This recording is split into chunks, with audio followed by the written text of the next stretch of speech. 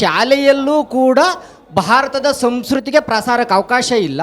ಸಂಘಟನೆಗಳಲ್ಲೂ ಕೂಡ ಆ ವ್ಯಕ್ತಿಗಳ ಒಂದು ವ್ಯಕ್ತಿತ್ವವನ್ನು ನಿರ್ಮಾಣ ಮಾಡೋಕ್ಕಂಥ ಸಂಘಟನೆಗಳಿಗೂ ವಿರೋಧ ಆದರೆ, ಹಾಗಾದರೆ ಮುಂದಿನ ಸ್ಥಿತಿ ಭಾರತದ ಸಂಸ್ಕೃತಿಯನ್ನು ಯಾವ ರೀತಿ ಎಲ್ಲಿ ಪ್ರಸಾರ ಮಾಡೋದು, ಹೇಗೆ ಭಾರತವನ್ನು ಉಳಿಸ್ಕೊಳ್ಳಿಕ್ಕೆ ಸಾಧ್ಯ ಅಂತಕ್ಕಂಥದ್ದು ತಮ್ಮ ಅಭಿಪ್ರಾಯವನ್ನು ತಿಳಿಸ್ಬೇಕು ಗುರುಗಳೇ.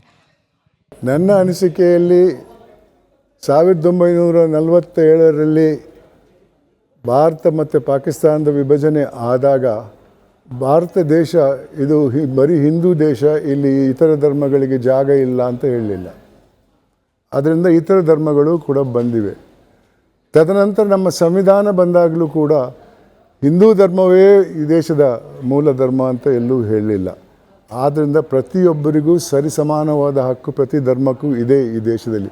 ಸೆಕ್ಯುಲರಿಸಮ್ ಅಂತ ನಾವು ಬಳಸ್ಕೊಂಡಿದ್ದೇವೆ ಭಾಳ ಲೇಟಾಗಿ. ಆದ್ದರಿಂದ ಎಲ್ಲ ಧರ್ಮಗಳಿಗೂ ಇಲ್ಲಿ ಜಾಗ ಇದೆ. ಅದರಿಂದಾಗಿ ಒಂದೇ ಧರ್ಮ ಈ ದೇಶದಲ್ಲಿ ಅಂತ ಹೇಳೋಕ್ಕೆ ಭಾಳ ಸಂವಿಧಾನಕ್ಕೆ ವಿರುದ್ಧವಾದದ್ದು.